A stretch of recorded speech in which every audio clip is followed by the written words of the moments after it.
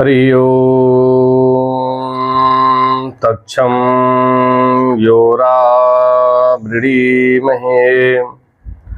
गातुं जगनाय गातुं जगन्पतये दैवी स्वस्तिरस्तु नः स्वस्तिर्मानुषेभ्यः ऊर्ध्वं जिगातु भेषजं सन्नो यस्तु द्विपदे सञ्चतुष्पदे यं प्रव्रजन्तमनुपेतमपेतकृत्यं द्वैपायनो विरहकातरया जुहाव पुत्रेति तन्मयतया तर्वोऽभिनेदुस्तं सर्वभूतहृदयं मुनिमानतोऽस्मि।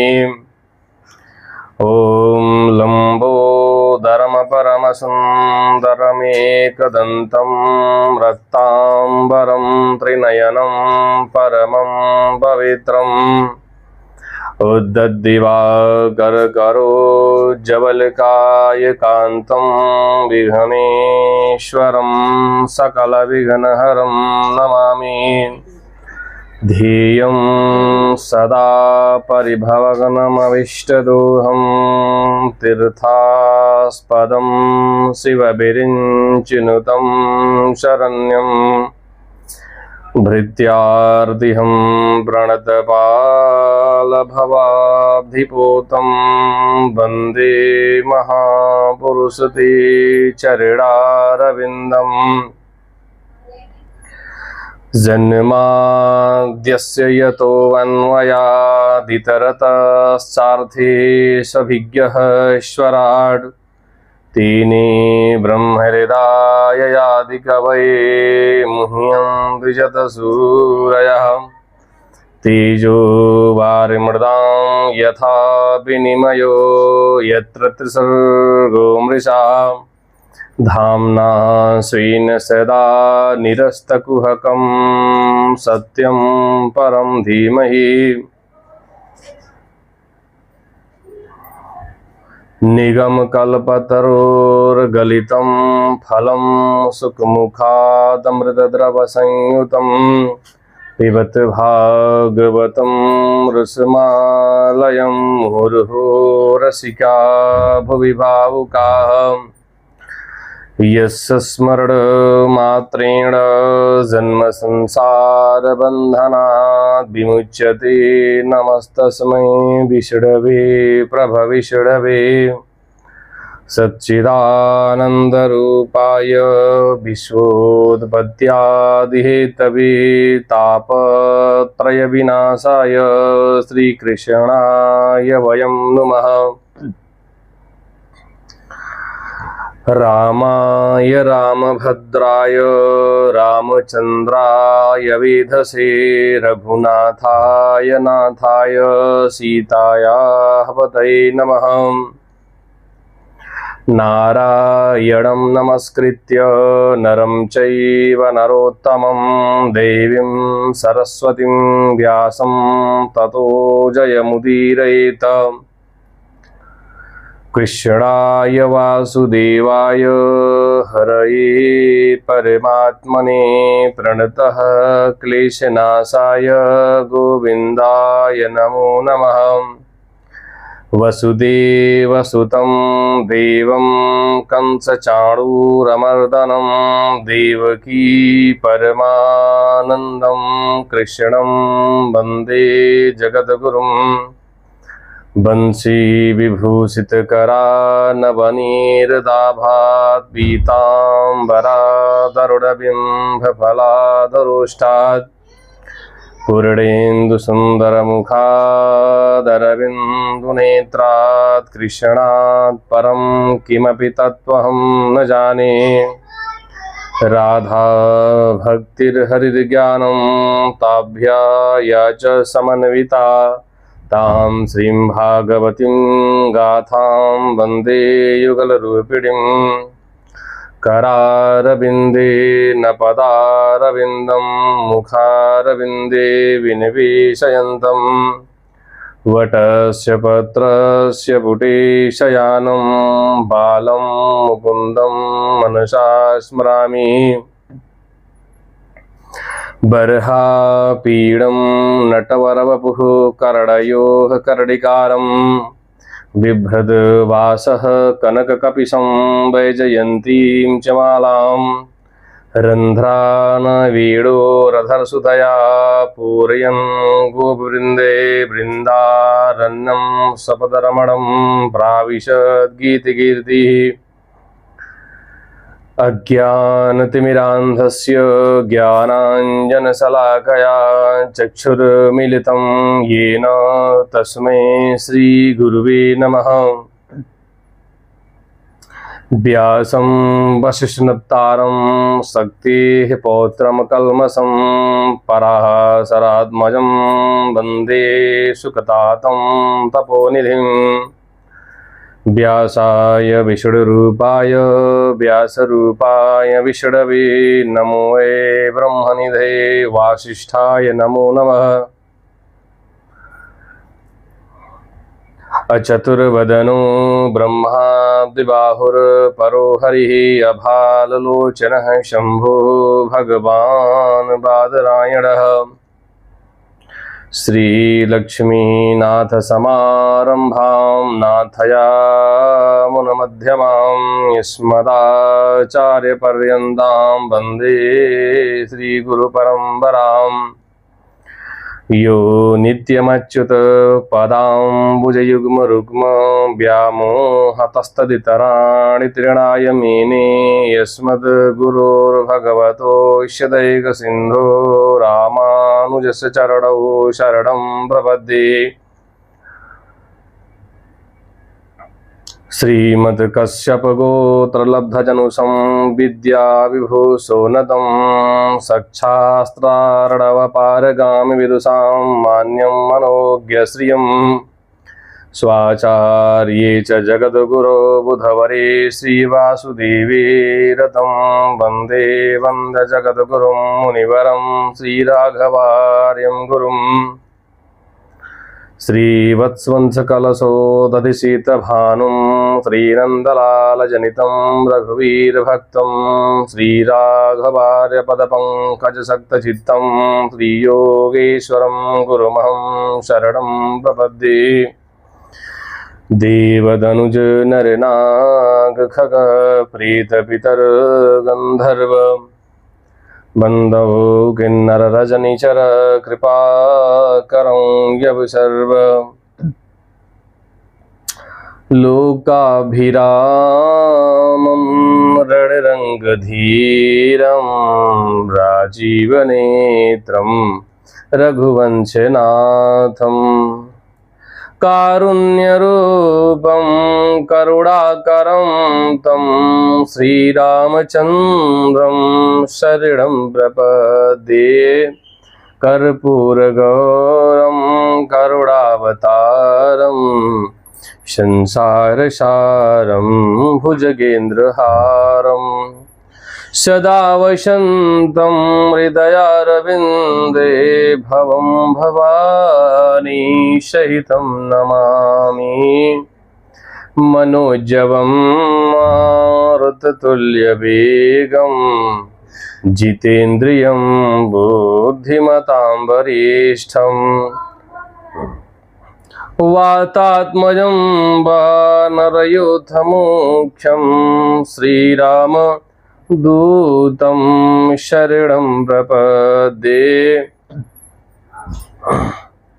नीलाम्बुजश्यामलकोमलाङ्गं सीतासमारोपितवामभागं पाणौ महासायकचारुचापं नमामि रामं रघुवंशनाथम्।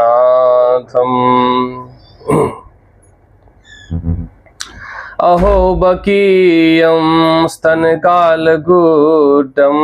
यहो बकीयं स्तनकालकूटं जिघांसया पाययदप्यसाध्वी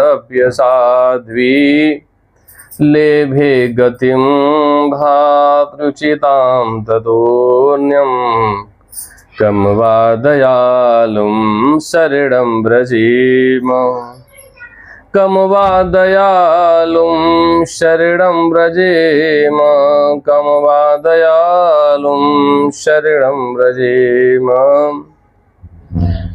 बोलो श्री सीतारामचंद्र भगवान की जय। श्री लक्ष्मी नारायण भगवान की जय। श्रीमद्भागवत महापुराण की जय। श्री राधा कृष्ण भगवान की जय। श्री वेदव्यास जी भगवान की जय। श्री सुखदेव भगवान की जय। सब संतन की जय, सब भक्तन की जय। जय जय श्री राधे श्याम। आज की कथा में प्रवेश करने से पहले भगवान नाम संकीर्तन।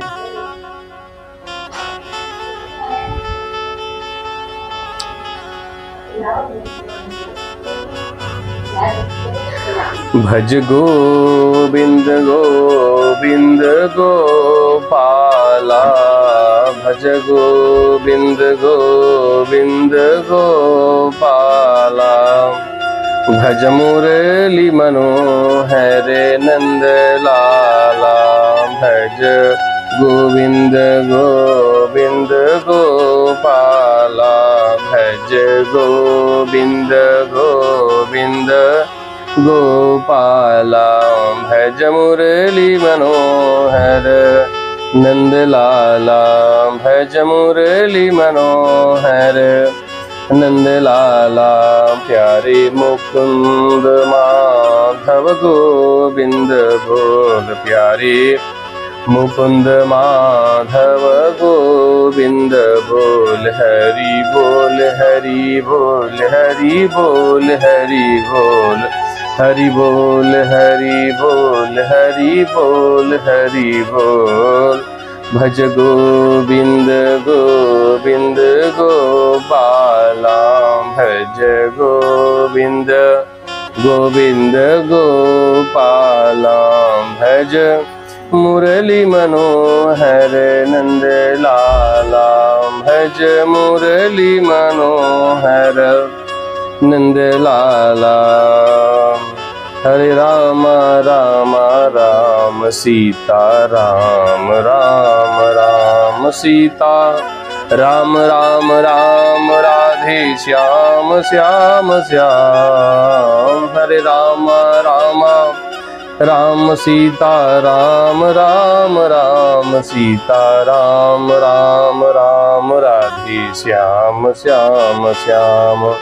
भज गोविंद गोविंद गोपाला, भज गोविंद गोविंद गोपाला। भज मुरली मनोहर नंद लाला, भज मुरली मनोहर नंद लाला। राम धुन लागी रे गोपाल धुन लागी, राम धुन लागी रे गोपाल धुन लागी। लागी रे मोहे राधे धुन लागी। भज गोविंद गोविंद गोपाला, भज गोविंद गोविंद गोपाला। भज मुरली मनोहर नंद लाला, भज मुरली मनोहर नंद लाला। भज गोविंद गोविंद गोपाला, भज गोविंद गोविंद गोपाला। भज मुरली मनोहर नंद लाला, भज मुरली मनोहर नंद दयाला। प्यारे मुकुंद माधव गोविंद बोल, प्यारे मुकुंद माधव गोविंद बोल हरि बोल हरि बोल हरि बोल हरि बोल हरि बोल हरि बोल हरि बोल हरि बोल। बोलो राधा कृष्ण भगवान की जय, गोविंद भगवान की जय। कल की कथा में आपने श्रवण किया अजामिल की कथा। भगवान के नाम का सहारा लेकर के अजामिल भगवान की प्राप्ति हो गई अजामिल को। इस प्रकार से कलयुग की इतनी अच्छी महिमा है। भगवान के गुणगान करके, भगवान के नामों का कीर्तन करके, भगवान की कथा को श्रवण करके जीव बिना प्रयास के ही भव सागर से पार हो जाता है। इसलिए कहते हैं कि सुलभम भगवन्नाम जिह्वाच बसवर्तिनी तथापि नरकम यान्ति किमश्चार्यमतः परम। भगवान का नाम कितना सरल है।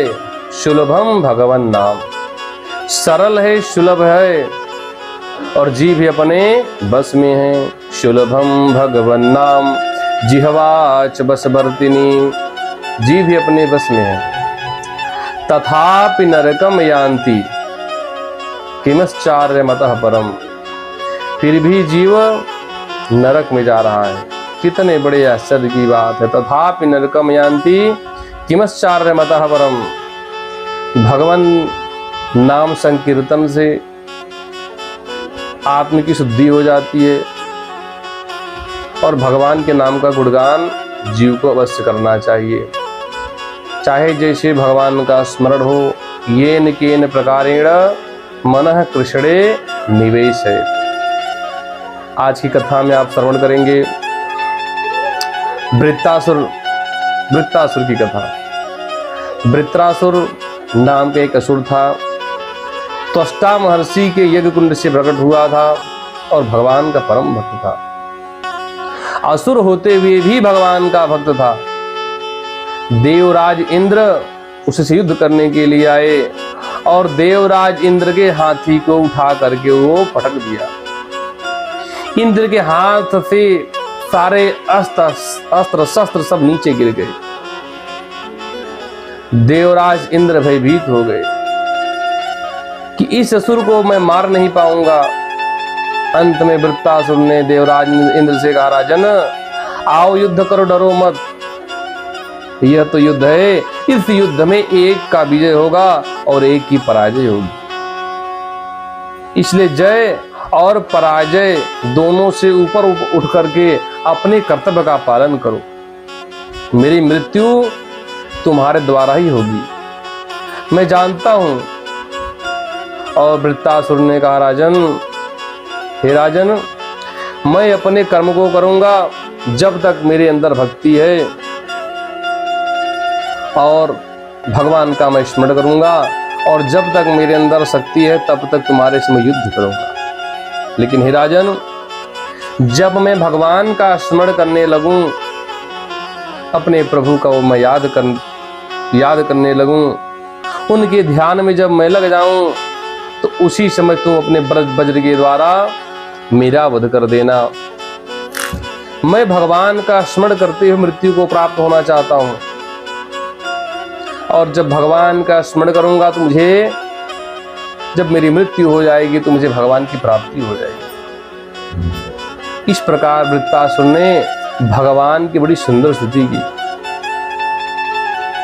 और वृत्रासुर ने कहा, अहम हरे तव पादैक मूल दासानुदासो भवितास्मि भूयः। हे भगवान, मैं आपके चरणों का दासानुदास बन जाऊं, मुझे कुछ भी नहीं चाहिए। वृत्रासुर की कथा से निष्काम भक्ति का उपदेश आपको ग्रहण करना चाहिए। कितना असुर होकर के भगवान कुछ नहीं मांग रहा है, प्रभु आपके चरणों में मेरी भक्ति प्राप्त हो जाए, संसार में मुझे कुछ नहीं चाहिए, आपके चरणों की भक्ति ही मुझे चाहिए, आपके चरणों से केवल प्रेम चाहिए मुझे। वृत्रासुर कहता है न नाग पृष्ठम न च पारमेष्ठयम। हे प्रभु, मुझे स्वर्ग भी नहीं चाहिए और मुझे परमेष्ठी का पद भी नहीं चाहिए। वृत्रासुर कहता है न सार्वभौमम न रसाधिपत्यम। मुझे सार्वभौम पद भी नहीं चाहिए और मुझे रसातल का आधिपत्य भी नहीं चाहिए। न सार्वभौमम न रसाधिपत्यम। रसाधिपत्यम, रसातल का जो आधिपत्य होता है वह असुरों का आधिपत्य होता है। नीचे के जो 7 लोक हैं, अतल बितल सुतल तरातल रसातल महातल तब पाताल लोक है। रसातल में असुरों का आधिपत्य है। जिस प्रकार स्वर्ग में इंद्र का आधिपत्य है, उसी प्रकार से रसातल में असुरों का आधिपत्य है। वृत्रासुर कहता है मुझे रसातल का आधिपत्य भी नहीं चाहिए। न योग सिद्धिर पुनर्भवम वा। मुझे जीवन में योग की सिद्धियां भी नहीं चाहिए कि मेरे जीवन में सिद्धि हो, चमत्कार हो। उन सिद्धियों को भी उन सिद्धियों का मुझे कोई अभिलाषा नहीं। जो भगवान के भक्त होते हैं वो सिद्धि के चक्कर में नहीं पड़ते। वो तो कहते प्रभु आपके चरणों से प्रेम चाहिए, कुछ भी नहीं चाहिए। संसार की वस्तुएं छूट जाएंगी, सारा साम्राज्य छूट जाएगा, यह शरीर छूट जाएगी और जितनी वस्तुएं हैं संसार की सब छूट जाएंगी, सारे रिश्ते छूट जाएंगे। यदि प्रभु आपके चरणों में प्रेम हो जाए वो छूटने वाला नहीं है। वृत्रासुर कहता है प्रभु मुझे कोई योग भी नहीं, योग की सिद्धियां भी नहीं चाहिए। चमत्कार को ही दुनिया नमस्कार करती है और चमत्कार का कोई परिणाम नहीं होता, यह क्षणिक होता है। जो भगवान के भक्त हैं वो चमत्कार से दूर रहते हैं और जो चमत्कार के पीछे भागते हैं उनकी भक्ति छूट जाती है। हमारे एक महाराज जी हैं, मधुसूदन सरस्वती जी महाराज, बड़े विद्वान थे। उनके गुरु जी ने कहा काशी में रह करके अष्टाक्षर मंत्र का पुरस्चरण करो। काशी में रह करके उन्होंने अष्टाक्षर मंत्र का पुरस्चरण किया। एक पुरस्चरण संपन्न हो गया, कोई चमत्कार नहीं हुआ। ये सोचने लगे कि भगवान के नाम का जब मैं जप करूंगा, पुरस्चरण करूंगा, किसी प्रकार का चमत्कार मेरे साथ। वो चमत्कार ही देखना चाहते थे। जाकर के अपने गुरु जी से कहा, मधुसूदन सरस्वती जी ने कहा अनुष्ठान तो पूरा हो गया लेकिन कोई चमत्कार नहीं हुआ। तो गुरु जी ने कहा एक और पुरस्चरण करो। फिर जाकर के दोबारा भगवान नारायण के मंत्रों का, अष्टाक्षर मंत्रों का पुरस्चरण किया, कोई चमत्कार नहीं हुआ। तीसरी बार किया, कोई चमत्कार नहीं हुआ, कोई विशेष अनुभव नहीं हुआ। परिणाम क्या हुआ? परिणाम यह हुआ कि मंत्र और अनुष्ठान में जो उनकी श्रद्धा थी वह श्रद्धा भी समाप्त हो गई। बोले सब बेकार है, कोई चमत्कार नहीं हुआ जीवन में। मैंने 3 पुरस्चरण किया लेकिन कोई चमत्कार नहीं हुआ। एक दिन घूम रहे थे गंगा के तट पर, एक अवघड़ घोरी को देखा, वो तो चमत्कार दिखा रहा था। उस गंगा के किनारे बहुत सारे लोग खड़े थे, भीड़ लगाए हुए थे और वो चमत्कार पे चमत्कार किए जा रहा था। कभी किसी को कोई यंत्र दे देता, कभी किसी को कोई वस्तु प्रकट करके दे देता था। लोग उसके चमत्कार को देख करके प्रभावित हो रहे थे। मधुसूदन सरस्वती जी ने सोचा हमसे अच्छा तो यही है, कितना चमत्कार दिखा रहा है। जब सब भीड़ चली गई तो मधुसूदन सरस्वती जी उसके पास गए, अघोरी तांत्री के पास जाकर के कहा आप एक बात बताओ, आपने कौन सी सिद्धि की है, आपने कैसा अनुष्ठान किया है और ये कौन सा स्वाध्याय किया। यह सुन करके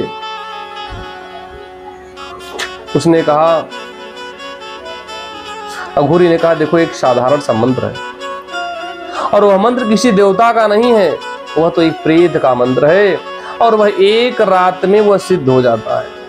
मैं यही श्मशान में रहता हूँ और प्रेत की सिद्धि किया हूँ, वह प्रेत ही मेरा सब काम कर देता है, छोटी मोटी वस्तुएं लाके दे देता है, कुछ पूछता हूँ तो बता देता है, वही मैं भी सबको बता देता हूँ, उसका परिणाम लोग मेरे पीछे घूमते हैं, मुझे धन भी देते हैं।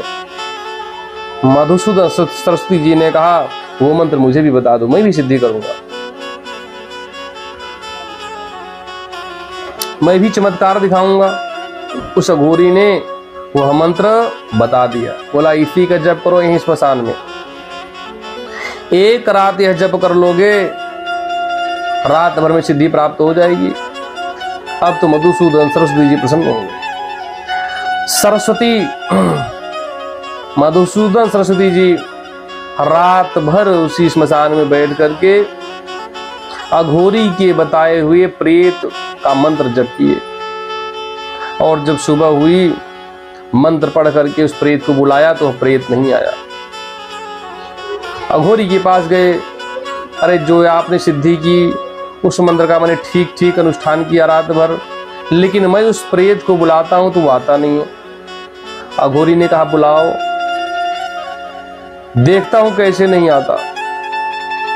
अब तो महाराज फिर मधुसूदन सरस्वती जी ने उस प्रेत को बुलाया, नहीं आया, कोई चमत्कार नहीं हुआ, कोई अनुभव नहीं हुआ। तो अघोरी ने कहा मुझे बुलाने पे आता है, तुम्हारे बुलाने पे नहीं आ रहा है। तो मधुसूदन सरस्वती जी ने कहा कि आप ही उससे पूछ लो कि मैं बुलाता हूं तो आते हो, इनके बुलाने से तुम क्यों नहीं आ रहे हो। अब तो महाराज उस प्रेत ने उससे पूछा, अरे भाई मेरे बुलाने से तुम आते हो, तुम्हारे मंत्र का ठीक ठीक अनुष्ठान इन्होंने किया है, तो तुम इनके बुलाने पे क्यों नहीं आते हो। तो प्रेत ने कहा मैं कैसे इनके पास जाऊं, इन्होंने भगवान नारायण की भक्ति की है और भगवान नारायण के अष्टाक्षर मंत्र का 3 पुरस्चरण किया है। इनके मस्तक पर भगवान का सुदर्शन चक्र घूमता रहता है, इनके सन्निकट यदि मैं जाऊंगा तो मैं भस्म हो जाऊंगा, इसलिए इनके पास जाने की मेरी क्षमता नहीं है। मधुसूदन सरस्वती जी रो पड़े, उनके नेत्रों से अश्रुपात होने लगे। अरे मैं कितना भागा हूं, इन चमत्कारों के चक्कर में पड़ा था और भगवान की मेरे ऊपर इतनी बड़ी कृपा, भगवान का सुदर्शन चक्र मेरी रक्षा के लिए मेरे सिर पर घूम रहा है और मैं चमत्कार के चक्कर में पड़ करके भगवान की भक्ति को मैंने भुला दिया। बड़े दुखी हो गए।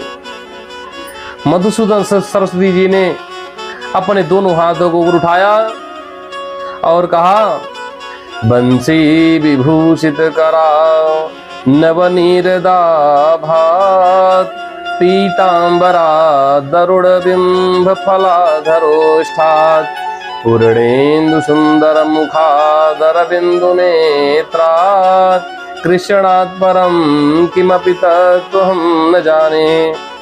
भगवान कृष्ण के अतिरिक्त कोई तत्व नहीं है, भगवान कृष्ण ही परम तत्व है।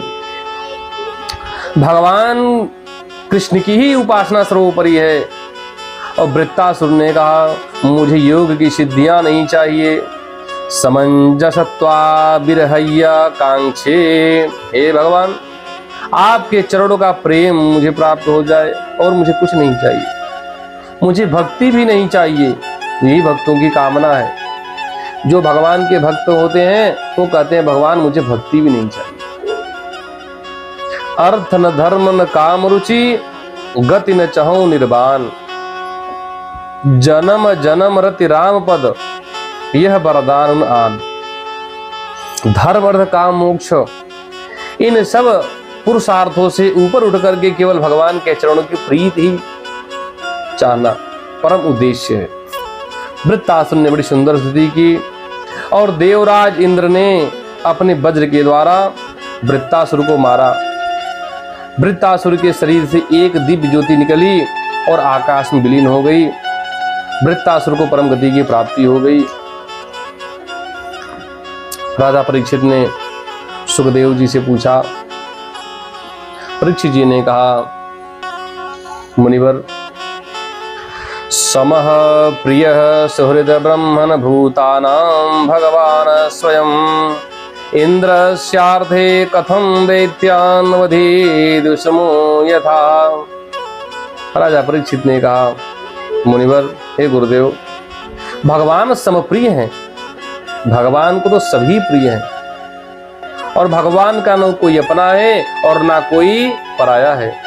फिर भगवान दैत्यों का वध क्यों करते हैं और इन देवताओं का सहयोग क्यों करते हैं, इनकी सहायता करते हैं? यह प्रश्न राजा परीक्षित ने सुखदेव जी से किया। परीक्षित जी कहते हैं कि अगर कोई यह कहे कि भगवान को दैत्य से कोई नुकसान है या देवताओं से किसी प्रकार का लाभ है, तो भगवान का दैत्य भी कुछ नहीं बिगाड़ सकते। और यदि कोई कहे कि देवताओं से भगवान को कोई लाभ है, तो ऐसा भी नहीं है। ये देवता स्वयं स्वार्थी हैं। सुर नर मुनि सब की यह रीति, अस्वार्थ लाग करें सब रीति। भगवान को इनसे क्या अपेक्षा हो सकती है? फिर भगवान ऐसा क्यों करते हैं? दैत्यों का वध क्यों करते हैं जब भगवान को इन देवताओं से भी किसी प्रकार की अपेक्षा नहीं है, ना दैत्यों से कोई अपेक्षा है, तो भगवान ऐसा क्यों करते हैं? दैत्यों को भगवान मार देते हैं और देवताओं की भगवान रक्षा करते हैं, सहायता करते हैं। यह प्रश्न परीक्षित जी ने सुखदेव भगवान से किया।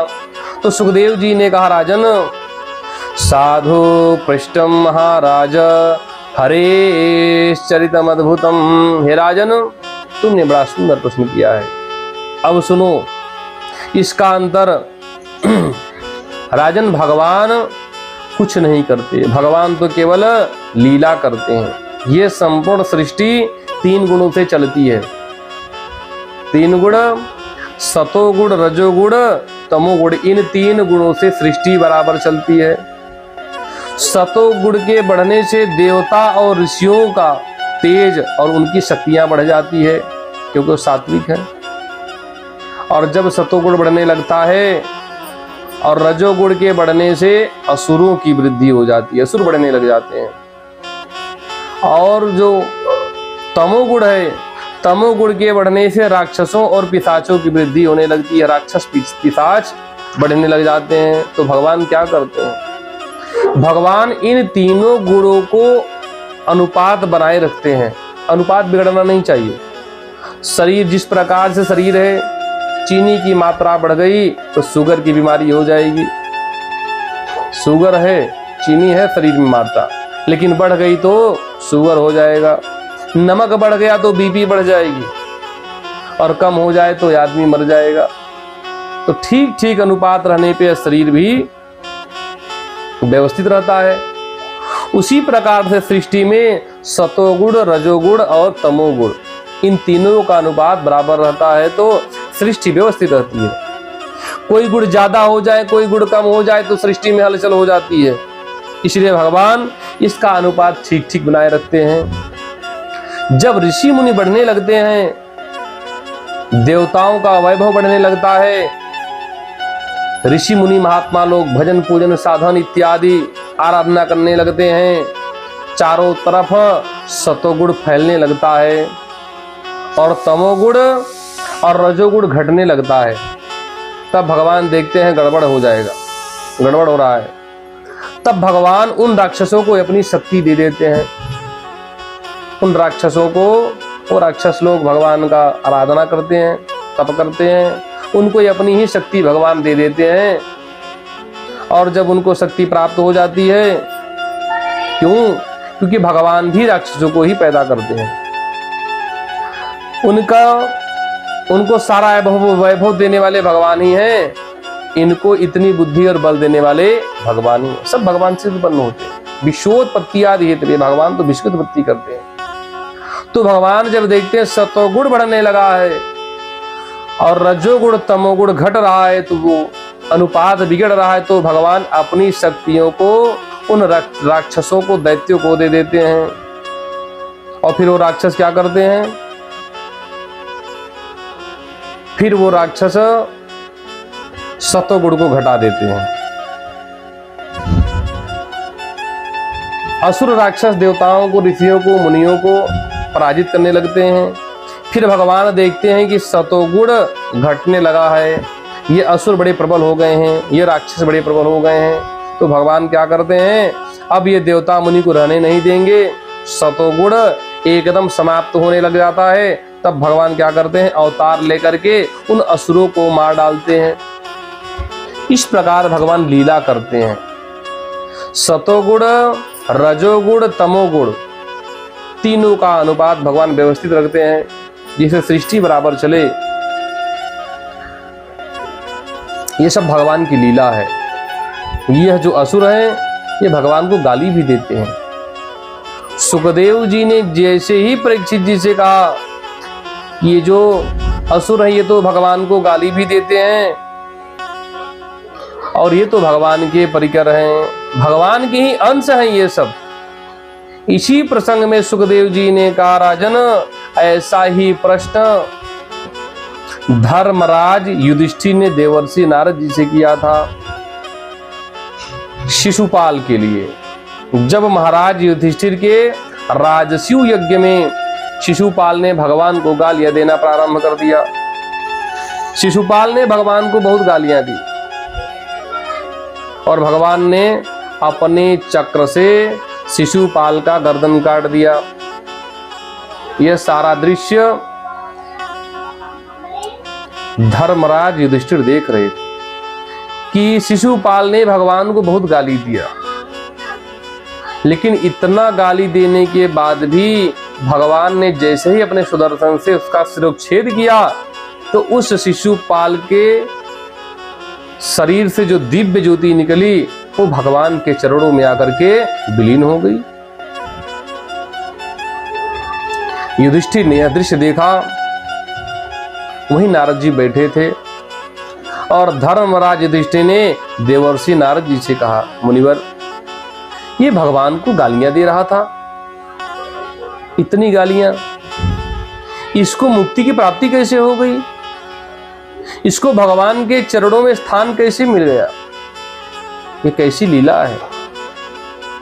तब देवर्षि नारद जी ने कहा, राजन, ये सब भगवान के परिकर हैं, भगवान की लीला में ये सब सहयोग करते हैं। आज से नहीं, कई जन्मों से ये सब ऐसे ही कर रहे हैं। आज की नई बात नहीं है। इसके अगले जन्म में ये शिशुपाल रावण था और उस समय भी भगवान से विरोध किया इसने, और उस समय भगवान ने इसे मारा। उस समय भी भगवान की प्राप्ति से हो गई। उसके पिछले जन्म में ये शिशुपाल रावण था और उसके पिछले जन्म में यही हिरण्यकश्यपु था, और तब भी इसने भगवान को बड़ी गालियां दी और भगवान का विरोध किया।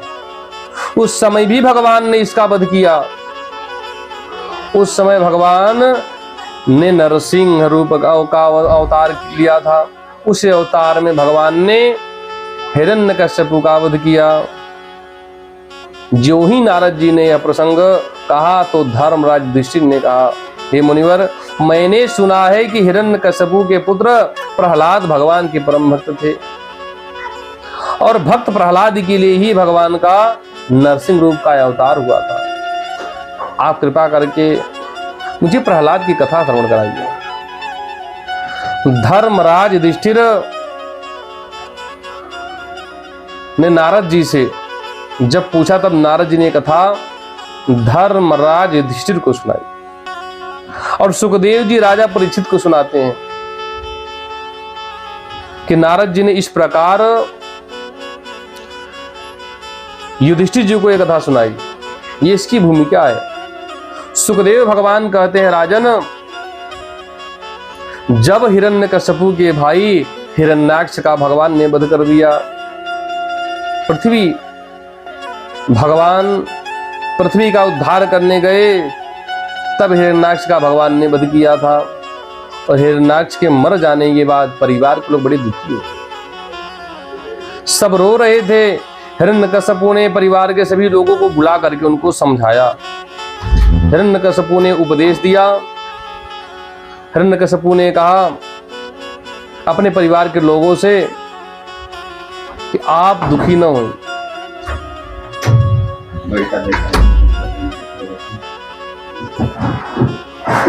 परिवार के लोगों का तो दुख दूर हो गया, लेकिन स्वयं हिरण्यकश्यपु का दुख दूर नहीं हुआ।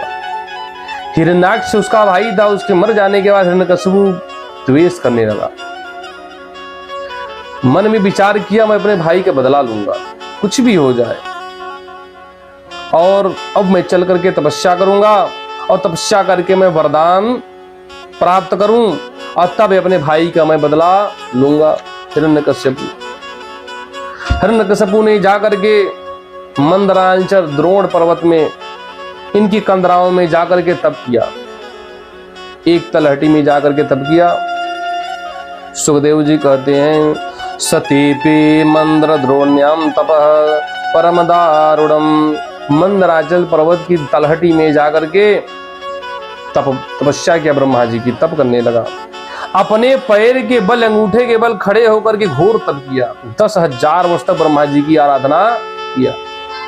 क्यों किया? अपने भाई की बदला लेने के लिए। भगवान ने हिरण्याक्ष को, वराह रूप में भगवान ने हिरण्याक्ष का वध किया और पृथ्वी को रसातल से ले आकर के बाहर स्थापित कर दिया। इसी का बदला लेने के लिए हिरण्यकश्यपु ने 10,000 वर्ष तप किया कि मैं तप करूंगा और जब मुझे वरदान मिल जाएगा तब मैं अपने भाई का बदला लूंगा। शरीर पर मिट्टी जम गई, इतनी घोर तपस्या किया। केवल हड्डियां ही बची थी शरीर में, मांस सब गल गया और मस्तक से धुआं निकलने लगा। ब्रह्मा जी आए और ब्रह्मा जी ने कहा, उत्तिष्ठ भद्रम ते तपस्सिद्धोऽसि काश्यप। हे कश्यप के पुत्र, उठो, तुम्हारी तपस्या सिद्ध हो गई। और ब्रह्मा जी ने कहा, वरदो हमनु प्राप्तो ब्रियता सितो वरः। मैं तुम्हें वरदान देने के लिए आया हूँ, क्या चाहते हो? और तुम्हारे इस कठिन तपस्या में बहुत प्रसन्न हूँ। यह सुनते ही हिरण्यकश्यपु ने कहा, ब्रह्मा जी को प्रणाम किया। ब्रह्मा जी के दर्शन से हिरण्यकश्यपु का शरीर दिव्य तेजोमय हो गया, स्वर्ण के समान उसका शरीर चमकने लगा। और हिरण्यकश्यपु ने कहा, भगवान, अगर आप वरदान देना चाहते हैं तो यही वरदान दीजिए कि मैं अमर हो जाऊं। ब्रह्मा जी ने कहा, ये अमरत्व का वरदान मैं तुम्हें नहीं दे सकता, इसके अतिरिक्त कुछ मांगना है तो तुम मांग लो। हिरण्यकश्यपु ने कहा, आप यही वरदान दीजिए, यदि आप देना चाहते हैं तो आप यही वरदान दे दो कि आपकी बनाई हुई सृष्टि के 84 लाख योनि के किसी भी प्राणी से मेरी मृत्यु न हो। आप सृष्टि की रचना करते हो तो 84 लाख योनि जो है, उन योनियों के किसी भी प्राणी से मेरी मृत्यु न हो। इसके साथ साथ क्या कहा हिरण्यकश्यपु ने, और मेरी मृत्यु ना तो दिन में हो, ना तो रात में हो, ना अस्त्र से हो, ना शस्त्र से हो, ना मैं भीतर मरूं और ना मैं बाहर मरूं, ना ऊपर मरूं और मैं ना नीचे मरूं, ना मुझे कोई मनुष्य मार सके और ना कोई जानवर मुझे मार सके। 12 महीने के किसी महीने में भी मैं न मरूं। ब्रह्मा जी ने कहा, तथास्तु, और ब्रह्मा जी चले गए। वरदान दे करके ब्रह्मा जी ब्रह्मलोक चले गए। हिरण्यकश्यपु ने समझा कि अब तो मैं अमर हो चुका हूं। सुखदेव जी कहते हैं, परीक्षित राजन, भगवत्य करोद द्वेषम भ्रातुर्वर्धमनु स्मरन्। भगवान अपने भाई के वध का प्रतिशोध लेकर के, बदला लेने के लिए और अपने भाई का स्मरण करके भगवान से द्वेष करने लगा। संपूर्ण ब्रह्मांड में जाकर के हिरण्यकश्यपु ने भगवान को ढूंढा, यहाँ तक कि वैकुंठ में गया, पूरे ब्रह्मांड में गदा लेकर के भगवान को खोजने लगा युद्ध करने के लिए, लेकिन भगवान कहीं नहीं मिले। सारा संसार खोज दिया, भगवान नहीं मिले। क्यों नहीं मिले? क्षीर सागर में गया लेकिन भगवान नहीं मिले। अब भगवान कहाँ चले गए? और भगवान ने सोचा ये सब जगह मुझे ढूंढेगा लेकिन अपने हृदय में मुझे नहीं ढूंढेगा, अभिमानी है। तो भगवान ने क्या किया? हिरण्यकश्यपु के नासिका के द्वारा उसी एक हृदय में जा करके भगवान बैठ गए, विराजमान हो गए। ये कथा वामन भगवान ने राजा बलि को सुनाई। हिरण्यकश्यपु के पुत्र प्रहलाद और प्रहलाद के पुत्र विरोचन हैं और विरोचन के पुत्र महाराज बलि। हिरण्यकश्यपु के प्रपौत्र हैं राजा बलि। राजा बलि के यहाँ जब भगवान पहुंचे तो भगवान ने कहा, राजन तुम्हारा खानदान, तुम्हारा वंश, तुम्हारे वंश के लोग बड़े पराक्रमी थे। तुम्हारे परदादा हिरण्यकश्यपु ने इतने पराक्रमी थे कि भगवान नारायण भी बचने के लिए उनके हृदय में जाकर के छिप गए थे। ये सब बातें भगवान वामन भगवान ने राजा बलि को सुनाया और नारद जी सुन रहे थे। नारद जी आकर के धीरे से भगवान के कान में कहते हैं, प्रभु आप जाकर के उस हिरण्यकश्यपु के हृदय में छिपे थे और वो यदि आपको ढूंढ रहा था और कहीं वो सिर झुका करके आपको देख लेता तो उसे पता चल जाता, फिर आप क्या करते? भगवान मुस्कुराने लगे। भगवान ने कहा, देखो अभिमानी व्यक्ति कभी सिर झुका नहीं सकता। हिरण्यकश्यपु इतना अभिमानी है कि वो सर झुकाएगा नहीं, और जब तक सर झुकाएगा नहीं तब तक मेरा दर्शन उसे कहां होगा। जब सब जगह हिरण्यकश्यपु ने खोज लिया, कहीं भगवान नहीं मिले, तब हिरण्यकश्यपु ने घोषणा करवा दिया, सारे ब्रह्मांड का मालिक मैं हूं, अब दूसरा कोई नहीं है, सारे ब्रह्मांड का स्वामी मैं हूं। और अपने बल पूर्वक समस्त यज्ञ के फल को वो स्वयं ग्रहण कर लेता। सब ऋषि मुनि यज्ञ करते और यज्ञ का फल हिरण्यकश्यपु ग्रहण कर लेता। ब्रह्मा, विष्णु और महादेव को छोड़ करके जितने देवता हैं सब उसकी सेवा करते, उसकी स्तुति करते। हिरण्यकश्यपु के 4 पुत्र थे। सबसे छोटे पुत्र का नाम प्रहलाद, और प्रहलाद जी भगवान के परम भक्त हुए। इनका इतना बड़ा दुष्ट पिता इतना बड़ा दुष्ट हुआ, प्रहलाद भगवान कितने बड़े भक्त कैसे हो गए? ये कथा बड़ी विचित्र है। जब हिरण्यकश्यपु तपस्या करने गया था, हिरण्यकश्यपु की जो पत्नी कयाधु है गर्भवती थी। इधर हिरण्यकश्यपु तप करने चला गया और वहां देवराज इंद्र आ गए।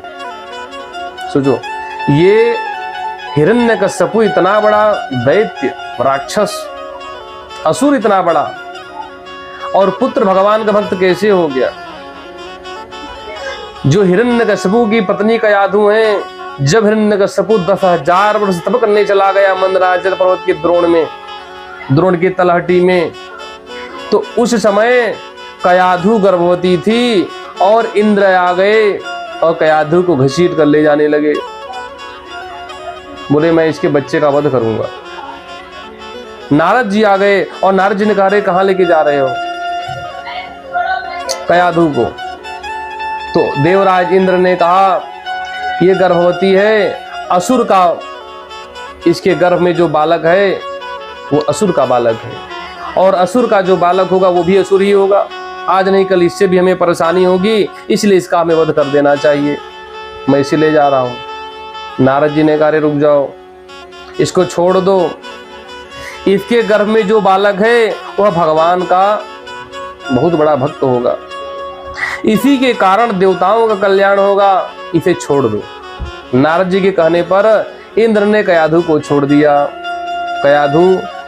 कयाधु ने नारद जी के चरणों में प्रणाम किया और कहा, अब मैं कहाँ जाऊं? मेरे पति तो तपस्या करने चले गए और ये देवता मुझे खोज रहे हैं, चतुर बहुत हैं। आज नहीं आप तो मुझे आपने बचा लिया, लेकिन कब तक आप मुझे बचाओगे? किसी न किसी समय ये हमारे बच्चे को मार देंगे, मेरे गर्भ को नष्ट कर देंगे, मैं क्या करूं? नारद जी ने कहा चलो मेरे आश्रम में रहो, जब तक तुम्हारे पति तपस्या करने गए हैं तब तक तुम मेरे आश्रम में ही रहो, यही रहना। लेकिन कयाधु ने कहा देखो आप मुझे वरदान दे दो। क्या वरदान दे दो? कि जब तक मेरे पति तपस्या कर रहे हैं तब तक मेरे ये बालक गर्भ में ही रहे, उसका जन्म ही ना हो। क्यों? क्योंकि जब गर्भ में रहेगा तो सुरक्षित रहेगा, और नहीं तो कोई देवता उठा ले जाएंगे और इस बालक का मेरे वध कर देंगे। कृपा करके आप मुझे वरदान दे दो। तो नारद जी ने वरदान दे दिया, और नारद जी के वरदान देने से क्या हुआ कि 10,000 वर्ष तक हिरण्यकश्यपु ने तप किया, और 10,000 वर्ष तक प्रहलाद जी अपनी मां के गर्भ में रहे। सोचिए, अब तो आश्रम में रहने लगे, और कयाधु आश्रम में रह करके नारद जी वहां सत्संग करते, भगवान कथा सुनाते, ज्ञान की बातें होती, सब कुछ गर्भ में ही रह करके प्रहलाद जी ने सब सुनते थे। और कयाधु भगवान की भक्ति में लगी रहती थी, और गर्भ में रह करके प्रहलाद जी समस्त ज्ञान विज्ञान को प्राप्त कर लिए। पुत्र हमारा धर्मात्मा हो, इसका क्या उपाय है? इसका यही उपाय है कि जब वो गर्भ में रहे तो माता और बहनों को चाहिए कि भगवान का भजन करें, भगवान की कथा को श्रवण करें, रामचरितमानस इत्यादि ग्रंथों को पढ़ें। इस प्रकार करने से बालक आध्यात्मिक बालक होता है और भगवान का भक्त होता है। प्रहलाद जी को गर्भ में ही ज्ञान की प्राप्ति हो गई, और जब प्रहलाद जी का जन्म हुआ तो प्रहलाद जी धीरे धीरे जब बड़े हुए, 5 वर्ष के जब हो गए, तो प्रहलाद जी एक दिन प्रहलाद जी की मां कयाधु ने सुंदर स्नान करा के तैयार कराया, सुंदर नवीन वस्त्र धारण कराए, और बढ़िया काजल तिलक लगा करके कयाधु ने कहा जाओ अपने पिता के चरणों में प्रणाम करो। प्रहलाद जी आए, पिताजी के चरणों में प्रणाम किया। हिरण्यकश्यपु ने प्रहलाद जी को उठाया, अपने गोद में बैठा लिया। खुश था हिरण्यकश्यपु। हिरण्यकश्यपु ने कहा बेटा, हिरण्यकश्यपु ने कहा एकदा सुराड पुत्रमकं मारोप्य पांडव पप्रच्छ कथ्यतां वत्स मन्यते साधु यद भवान। हिरण्यकश्यपु ने कहा गोद में बैठा करके कि बेटा कोई अच्छी बात बताओ, जो तुम्हें बड़ी अच्छी लगे वही बात बताओ। 5 वर्ष के प्रहलाद जी ने क्या कहा? कितनी अच्छी बात बता रहे हैं प्रहलाद जी। प्रहलाद जी कह रहे हैं, क्या बताई प्रहलाद जी ने? तो प्रहलाद जी ने कहा तत्साधु मन्ये असुरवर्य देहिनां सदा समुद्विग्न धियाम सदग्रहात् हित्वा आत्मपातं गृहमन्धकूपं वनं गतो यदहरिमाश्रयेत। हे असुरों के राजा, मुझे एक बात बहुत अच्छी लगती है, संसार के प्रपंच से दूर रह करके अपने मन को भगवान में लगाना चाहिए। ये संसार की घर गृहस्थी और दुनिया का प्रपंच क्या है?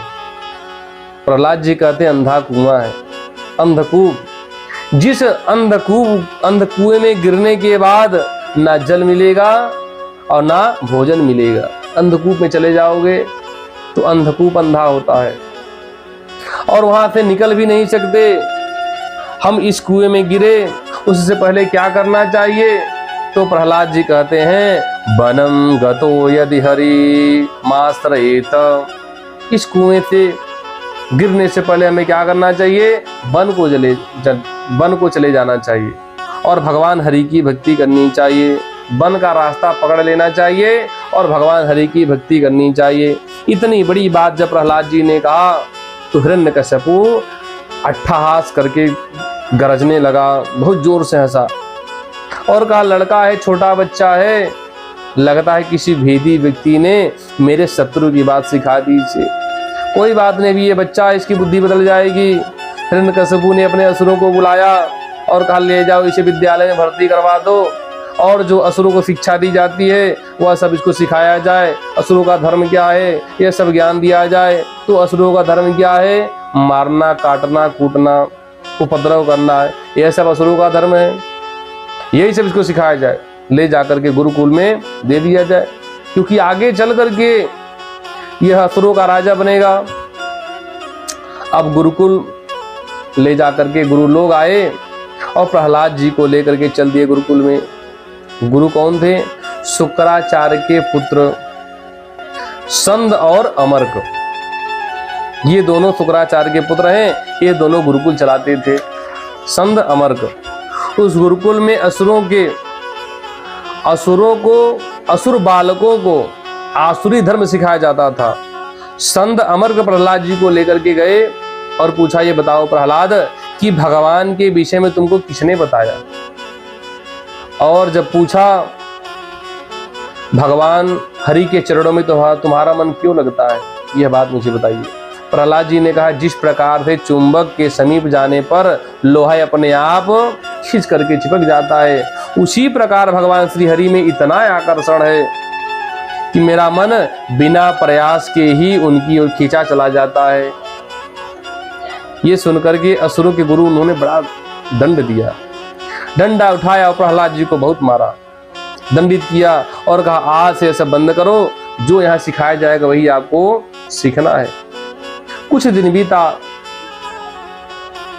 तो हिरण्यकश्यप ने प्रहलाद को एक दिन फिर बुलाया कि अब कुछ सुधर गया होगा गुरुकुल में पढ़ करके। तो हिरण्यकश्यप ने पूछा, प्रहलाद गुरुकुल में गुरु जी ने तुमको क्या पढ़ाया? कोई अच्छा पाठ तुम्हें याद है? और कुछ याद है तो मुझे सुना दो। हिरण्यकश्यप ने पूछा, प्रहलाद अनुच्यताम तात स्वधीतम किंचिदुत्तमम। प्रहलाद जी ने कहा, पिताजी मैंने तो 9 पाठ याद कर लिए हैं। 9 पाठ हमें याद हो गए। कौन कौन से पाठ है? श्रवणम कीर्तनम विष्णु स्मरणम पाद सेवनम अर्चनम बंधनम दास्यम संख्यमात्मनिवेदनम। प्रहलाद जी ने 9 पाठ सुना दी, 9धा भक्ति बताई। यही 9 पाठ हमने पढ़ा है और यही 9 पाठ हमें आपको पढ़ना चाहिए। प्रहलाद जी ने क्या कहा? श्रवणम, भगवान की कथा श्रवण करनी चाहिए। दूसरा पाठ सुनाया कीर्तनम, भगवान के नाम का संकीर्तन करना चाहिए। तीसरा पाठ विष्णु स्मरणम, भगवान विष्णु का स्मरण करना चाहिए। यस्य स्मरण मात्रेण जन्म संसार बंधनात् विमुच्यते नमस्तस्मै विष्णवे प्रभु विष्णे। तो भगवान विष्णु का ही स्मरण करना चाहिए। और चौथा पाठ प्रहलाद जी कहते हैं पाद सेवनम, भगवान के चरणों की सेवा करनी चाहिए।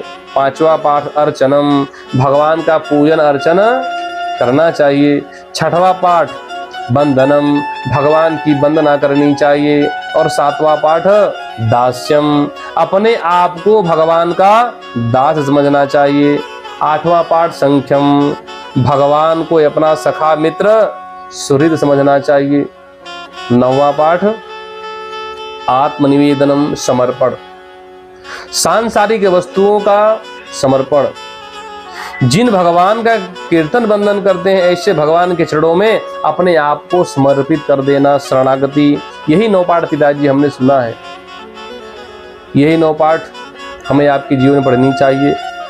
इसी पढ़ाई से मरणोपरांत कल्याण होगा। बाकी पढ़ाई तो संसार का सुख वैभव प्रदान करेंगे, यश कीर्ति देगा, लेकिन मरणोपरांत कल्याण नहीं हो सकता। प्रहलाद जी ने ये सब कहा। हिरण्यकश्यप ने प्रहलाद को गोद में लिया था, उठा के नीचे पटक दिया, फेंक दिया। अरे दुष्ट, तू मेरे दुश्मन की बात करता है। असुरों को बुलाया और कहा, ले जाओ इसे, मार करके फेंक दो, मेरे नजरों के सामने इसे मत लेके आना। असुर आए, प्रहलाद जी को लेकर के चल दिए। मारने का उपाय किया, क्या किया? समुद्र में फेंक दिया। समुद्र के लहरों ने प्रहलाद को ले आकर के किनारे छोड़ दिया। प्रहलाद जी टहल करके श्री कृष्ण गोविंद हरे मुरारी करते हुए घर आ गए। असुर ने जाकर के कहा, महाराज समुद्र फेंक दिया, लेकिन ये तो घूमता हुआ आ गया। तब हिरण्यकश्यप ने कहा, जाओ इसे पहाड़ से पटक दो नीचे। पहाड़ से ले जाकर के नीचे गिराया। जब प्रहलाद जी नीचे गिरे, वही घास इतनी मुलायम हो गई, उन घासों ने अपने गोद में ले लिया। वहां से भी भगवान का कीर्तन करते हुए घूमते हुए आ गए। असुर ने जाकर के कहा महाराज पहाड़ से पटक दिया, लेकिन अभी भी ये आपका बालक नहीं मरा है, तो घूम के आ गया, अब क्या करूं। हिरण्यकशिपु ने कहा इसे हाथी से कुचलवा दो।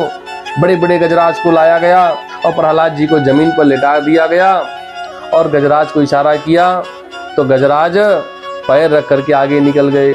लेकिन वह गजराज का जो पैर था वो जैसे ही प्रहलाद जी के शरीर को स्पर्श किया तो मानो फूल का स्पर्श हो जाए, ऐसा मालूम हुआ। और प्रहलाद जी का एक बाल भी बाका नहीं हुआ। जाको राखे साइया मार सके ना कोई, और बाल न बाका कर सके जो जग बैरी होए। प्रहलाद जी को जलाने का प्रयास किया। होलिका नाम की राक्षसी प्रहलाद जी को लेकर के अग्नि में बैठ गई। होलिका स्वयं जल गई, लेकिन प्रहलाद जी के शरीर में एक रोआ भी नहीं जला। हिरण्यकशिपु ने पूछा प्रहलाद जी से, इतनी भयंकर अग्नि में तू जला नहीं? प्रहलाद जी ने कहा, पिताजी राम नाम जपताम कुतो भयम सर्वताप समनैक भेषजम पश्चातात् मम गात सन्निधो पावको यपि सलिलायते धुनाम। हे पिताजी, जो भगवान के नाम को जपता है ये अग्नि भी मेरे निकट आकर के शीतल हो गई। हिरण्यकशिपु को बड़ा आश्चर्य हुआ, इतना उपाय करने के बाद भी ये मरा नहीं। अब वो तो हिरण्यकशिपु को भय लगने लगा, डर गया, भयभीत होने लगा। ये ऐसा तो न हो, ऐसा तो नहीं कि इसके विरोध का परिणाम ये हो जाए कि मेरी मृत्यु न हो जाए। सुखदेव जी कहते हैं, नून में तदिरोधेन मृत्युर्मे भविता नवा। हिरण्यकशिपु ने असुरों को उसे कहा, इसे छोड़ दो, कि जैसे रहना चाहता है वैसे इसको छोड़ दो, इसे कुछ मत बोलो। अब तो महाराज प्रहलाद जी को लेकर के गुरुकुल में आकर के छोड़ दिया और प्रहलाद जी गुरुकुल में रहने लगे।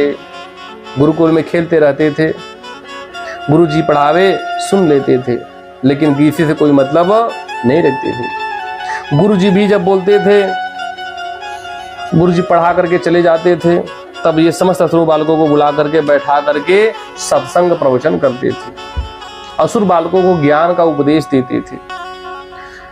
कौमार आचरे प्राज्ञो धर्मान भागवतानिह दुर्लभम मानुषम जन्म तदप्य ध्रुवमर्थदम। प्रहलाद जी ने कहा, मित्रों, अपने जो बालक थे असुर बालक, उन सबको उपदेश देते थे। प्रहलाद जी ने उन असुर बालकों को यही उपदेश दिया कि मित्रों, इस संसार में कौमार आचरेत प्राज्ञो धर्मान भागवतानिह दुर्लभम मानुषम जन्म तदप्य ध्रुवमर्थदम। मित्रों, इस संसार में मनुष्य जन्म बड़ा दुर्लभ है। इस शरीर के द्वारा ही परमात्मा की प्राप्ति हो सकती है, लेकिन पता नहीं कभी शरीर का अंत हो जाए, कोई नहीं जानता। यदि इसलिए बुढ़ापे और जवानी के भरोसे नहीं रहना चाहिए। बुढ़ापा और जवानी के भरोसे न रह करके बचपन में ही भगवान की प्राप्ति के साधन कर लेना चाहिए। कितनी बड़ी बात कर रहे हैं प्रहलाद जी। दुर्लभम मानसम जन्मम, ये मनुष्य का जन्म बड़ा दुर्लभ है। बुढ़ापे का इंतजार नहीं करना चाहिए, जवानी का, बचपन से ही भगवान में लग जाना चाहिए। क्यों? क्योंकि मनुष्य जन्म में ही भगवान की प्राप्ति हो सकती है। असुर बालकों ने कहा, महाराज भगवान की भक्ति में हम लग तो जाएं, लेकिन जीवन कैसे सुखमय होगा ये बताइए, हमारी आवश्यकताएं कैसी पूरी होंगी। प्रहलाद जी इतनी अच्छी बात कर रहे हैं। प्रहलाद जी कह रहे हैं, सुखमयेन्द्रियकम दैत्या देह योगेन देहिनाम। हे असुर बालकों, इस इंद्रियों से जो सुख हमें मिलता है वो पहले से तय है। क्या तय है? जिस दिन से शरीर निर्माण हो जाता है उसी दिन से शरीर से कितना सुख है, कितना दुख होगा, कितना हम भोगेंगे, ये सब पहले से निश्चित हो जाता है। कोई जीव चाहता है कि हमें दुख की प्राप्ति न हो, लेकिन दुख मिल जाता है। बिना बोले बिना चाहे दुख की प्राप्ति हमें आपको हो जाती है। तो सुख भी क्या है? बिना चाहे और बिना मांगे सुख की प्राप्ति हो जाएगी। इसके चक्कर में पड़ना नहीं चाहिए। प्रहलाद जी कहते हैं, सर्वत्र लभ्यते दैवा दत्या दुःखमयत्नतः। जिस प्रकार से दुख को पाने के लिए किसी प्रकार का प्रयत्न नहीं करना पड़ता। दुख पाने के लिए कोई भगवान से प्रार्थना करता है कि मुझे दुख मिल जाए? नहीं, सब सुख चाहते हैं, दुख अपने आप आता है। उसी प्रकार से सुख भी आता है। सुख भी आप नहीं चाहोगे, ना सुख के लिए कोई प्रार्थना करोगे तो भी सुख आएगा यदि आपके जीवन में लिखा है। आपके जीवन में सुख है तो आपको प्राप्त होगा। यह सुख दुख सब प्रारब्ध के अधीन है। काहू न को सुख दुख कर दाता, निज कृत कर्म भोग सब भाता। अपने कर्म के अनुसार समय समय पर दुख और सुख आते जाते रहते हैं। इसलिए कहते हैं हानि लाभ जीवन मरण जस अपजस विधिहात। हानि लाभ जीवन मरण जस अपजस विधि के हाथ में। अपने कर्म को करते रहना चाहिए। कोई सोचे हमने इतना कर्म किया हमें इस प्राप्ति हो गई, ऐसा कुछ नहीं है। जो भगवान ने जो लिख दिया वो आपको प्राप्त होगा पहले से। इसलिए कहते हैं आयु कर्म च वित्तम च विद्या निधन में च पंचेतानि हि सृज्यन्ते गर्भस्थस्यैव देहिनः। आयु कर्म च वित्तम च, कितनी आयु जीव की होगी वह पहले से निश्चित हो गई है। कर्म क्या करेगा जीव निश्चित है। वित्तम च, धनी रहेगा वह निर्धन रहेगा। आयु कर्म च वित्तम च विद्या निधन में च। विद्या पढ़े लिखे रहेगा, साक्षर रहेगा निरक्षर, पढ़ा लिखा होगा या जीव इसका जीवन अनपढ़ रहेगा। अब विद्या के बाद निधन में च, निधन मृत्यु इसकी कब होगी यह पहले से निश्चित है। गर्भ में पंचेतानि सृज्यन्ते गर्भस्थस्यैव देहिनः। यह गर्भ में ही जीव आता है तभी निश्चित हो जाता है। प्रहलाद जी की बात को सुन करके असुर बालक प्रसन्न हो गए। असुर बालकों ने कहा भगवान की भक्ति करने के लिए हमें क्या करना चाहिए बताइए। तो प्रहलाद जी ने सोचा ये दैत्य असुर के बालक हैं, इनको जो है कि तो माला जपेंगे नहीं। तो इसलिए उन्होंने कहा कि एक काम करो, तुम लोग किसी के प्रति कोई बैर भाव नहीं रखोगे, सबको समस्त प्राणियों पर तुम दया करोगे। तो प्रहलाद जी कहते हैं तस्मात् सर्वेषु भूतेषु दयां कुरु सौहृद। समस्त प्राणियों के प्रति तुम दया का भाव रखो, तुम अपने हृदय में रखो, यही भगवान की भक्ति बन जाएगी। सबके प्रति प्रेम रखो। असुर बालकों ने कहा भैया तुम ठीक कहते हो। प्रहलाद जी कहते हैं धर्मम भागवतम शुद्धम नारदाद देव दर्शनात्। कितनी बड़ी बात प्रहलाद जी करें। प्रहलाद जी ने कहा यह भागवत धर्म मैंने देवर्षि नारद जी के द्वारा मैंने सुना है। अब तो असुर बालकों ने कहा महाराज आपको नारद जी कब मिल गए? अभी तो आप 5 वर्ष के हैं, नारद जी यहाँ कभी आए नहीं। आपको कब मिले और कब ये सब ज्ञान आपको नारद जी ने दे दिया? प्रहलाद जी ने कहा जब मेरी माँ गर्भवती थी तो मैं अपनी माँ के गर्भ में ही था और देवर्षि नारद जी के आश्रम में मेरी माँ रहती थी, वही सत्संग सुनती थी। तो गर्भ में रह करके मैं यह सब विषय को मैंने जान लिया। यह रहस्य प्रहलाद जी ने उन असुर बालकों को सुनाया। कुछ दिन बीत जाने पर परिणाम क्या हुआ? असुर बालक प्रहलाद जी के अनुयायी बन गए। गुरु जी पढ़ा करके जब चले जाते थे सब बालक इकट्ठा होकर के और भगवान का कीर्तन करने लगते थे। झूम झूम करके खूब भगवान का भजन करते थे। क्या करते थे? श्री कृष्ण गोविंद हरे मुरारी हे नाथ नारायण वासुदेवा, खूब भगवान का भजन करते थे। अब तो महाराज एक दिन असुर बालकों में से कोई बालक जाकर के हिरण्यकश्यपु को सूचना दे दिया, अरे महाराज अनर्थ हो गया। हिरण्यकश्यपु ने कहा क्या हो गया? असुर ने कहा आपके बेटे ने पूरे विद्यालय को बर्बाद कर दिया, पूरा गुरुकुल बर्बाद हो गया। अब सभी असुर बालक आपके पुत्र के, आपके शत्रु के नाम का संकीर्तन करते हैं। कहीं कोई पढ़ाई नहीं हो रही है, विद्यालय की सब व्यवस्था बिगड़ गई है। हिरण्यकश्यपु ने कहा यह अशुभ समाचार है, प्रहलाद को तुरंत बुलाओ। ये प्रहलाद ने सब कुछ गड़बड़ कर दिया। हिरण्यकश्यप ने प्रहलाद को बुलाया और डांटते हुए कहा अरे दुष्ट कुल कलंक, तू मेरी शत्रु की बात करता है, तुझे डर नहीं लगता? ब्रह्मादि देवता भी मेरे क्रोध से भयभीत हो जाते हैं, डरते हैं, कांपते हैं, तुझे मेरे से हमसे डर नहीं लगता? प्रहलाद जी हंसने लगे। प्रहलाद जी ने कहते हैं जिसके बल से आप इतने बलवान हैं, आपको बल कहां से प्राप्त हुआ? परमात्मा से ही तो आपको बल प्राप्त हुआ है। उसी परमात्मा के बल से मैं भी निर्भय रहता हूं, मुझे डर नहीं लगता। प्रहलाद जी कहते हैं न केवलम मे भवतश्च राजन स वै बलम बलिनाम चापरेशम। जिस परमात्मा के बल से आप बलशाली हैं, उसी परमात्मा के बल से मैं भी निश्चिंत रहता हूं। यह सुन करके हिरण्यकशिपु क्रोध आ गया। हिरण्यकशिपु ने कहा, तेरा परमात्मा कहाँ है, बुला। पहले मैं तेरे परमात्मा से निपट लूं, तुमसे तो मैं बाद में निपट लूंगा। प्रहलाद ने कहा, हम उसी समय प्रहलाद जी ने कहा, वो हमारा परमात्मा तो सब जगह है। कौन है वो परमात्मा? वासुदेव। वासनात् वासुदेवस्य वासितं भुवनत्रयम् सर्वभूत निवासोऽसि वासुदेव नमस्ते। सब जगह निवास करते हैं वो, उनको कहीं खोजने की आवश्यकता नहीं है, वो तो छड़ कड़कड़ में है। और तो प्रहलाद जी ने कहा, हम में तुम में खड़ग खम्भ में घट घट व्यापत राम। हम में भी हैं और तुम में ही खड़ग खम्भा में भी हैं और कड़ कड़ में व्यापते हमारे राम हैं। अब तो महाराज हिरण्यकशिपु ने कहा, मैं तो ढूंढ रहा हूं, कहाँ है तेरा परमात्मा? प्रहलाद जी ने कहा, भगवान कहाँ नहीं है यह हमको बताओ। भगवान तो सब जगह है। क्या तेरा परमात्मा इस खम्भे में है? हिरण्यकशिपु ने कहा, क्या तेरा परमात्मा इस खम्भे में है? हिरण्यकशिपु ने कहा, क्वासो यदि स सर्वत्र कस्मात् स्तंभे न दृश्यते। क्या तेरा परमात्मा सब जगह है तो मुझे क्यों दिखाई नहीं देता? और यदि तेरा परमात्मा सब जगह है तो इस खम्भे में है तो मुझे दिखाई क्यों नहीं देता? प्रहलाद जी ने कहा, मुझे तो दिखाई पड़ रहे हैं। हिरण्यकशिपु ने कहा, अब तो हिरण्यकशिपु डर गया, कहीं वो परमात्मा यहाँ आ तो नहीं गया, ये विष्णु बड़ा माया भी है।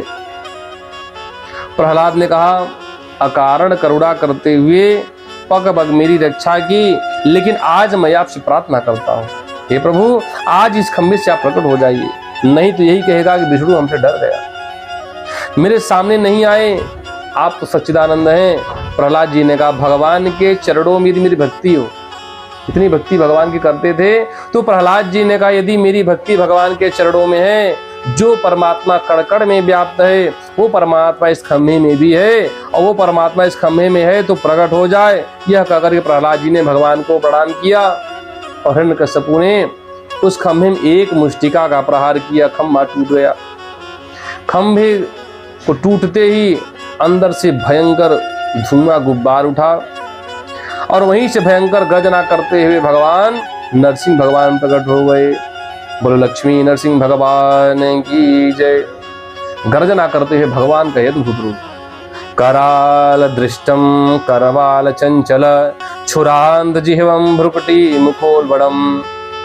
लपलपाती हुई तलवार की समान भगवान की जीभ, धधकती हुई आंखें भगवान की, जटाएं बिखरी हुई, दाढ़ें बड़ी विकराल थी, बड़ी भयानक नख भगवान की, खुला हुआ मुड़ पहाड़ के मुख के समान भगवान का मुख, विशाल शरीर स्वर्ग को स्पर्श कर रहा था, और जो भगवान की जटाएं थी वो मानो एकदम चंद्रमा की किरणों के समान भगवान की जटाएं शरीर पर चमक रही थी। नरसिंह भगवान गर्जना करते हुए प्रकट हो गए। नरसिंहम रूपस्तदलम भयानकम, बड़ी भयानक। गर्जंतम, भगवान की गर्जना को देख करके है हिरण्यकशिपु कांपने लगा। गर्जंतम गर्जयंतम निज भुज पटलम स्फोटयंतम हरंतम दीप्यंतम तापयंतम दिभुवि दिदिजम क्षेपयंतम रसंतम कृंदंतम रोषयंतम दिश दिशंतम संभरंतम हरंतम दीक्षंतम घूर्णयंतम करनिकर सतैर्दिव्य सिंहम नमामि। अद्भुत सिंह के रूप में भगवान प्रकट हो गए और हिरण्यकशिपु ने भगवान के इस रूप को देखा और डर करके कांपने लगा। सुखदेव जी कहते हैं, भगवान खम्भे से क्यों प्रकट हो गए? प्रहलाद की वाणी को सत्य करने के लिए भगवान खम्भे से प्रकट हो गए। सत्यम विधातु निज भृत्य भाषितम, भगवान के भक्त प्रहलाद की वाणी सत्य करने के लिए भगवान खम्भे से प्रकट हो गए। भगवान तो कहीं भी प्रकट हो सकते थे, लेकिन प्रहलाद जी ने कह दिया, प्रभु आप इस खम्भे से प्रकट हो जाइए, तो भगवान उस खम्भे से प्रकट हो गए। और भगवान ने हिरण्यकशिपु को पकड़ लिया और पकड़ करके भगवान उठा करके ले गए और देहली पर विराजमान हो गए। अपने भगवान की 4 भुजा, 2 भुजाओं से भगवान ने हिरण्यकशिपु को पकड़ लिया और ऊपर की 2 भुजाएं खाली थी। नरसिंह भगवान हिरण्यकशिपु को उसकी सारी प्रतिज्ञाओं को भगवान ने स्मरण कराया। क्या कहा भगवान ने?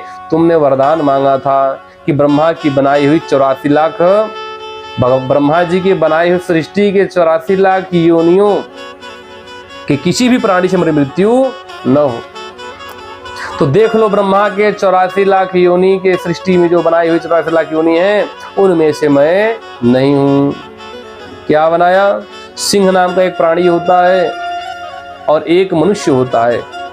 तुम देखो ना, तो मैं मनुष्य हूं और ना ही मैं सिंह हूं। नर सिंह, भगवान का शरीर जो है वो नर की तरह था, लेकिन मुख जो है सिंह की तरह था। भगवान ने कहा ना मैं पशु हूं, ना मैं मनुष्य हूं और ना ही मैं सिंह हूं। यह भगवान ने स्मरण कराया। और भगवान ने कहा तुमने वरदान मांगा था कि मेरी मृत्यु ना दिन में हो और ना रात में हो। देख लो, ना दिन है और ना रात है। और भगवान ने कहा तुमने वरदान मांगा था कि मेरी मृत्यु ना पशु से हो ना मनुष्य से हो। तो देख लो, ना मैं पशु हूं और ना मैं मनुष्य हूं।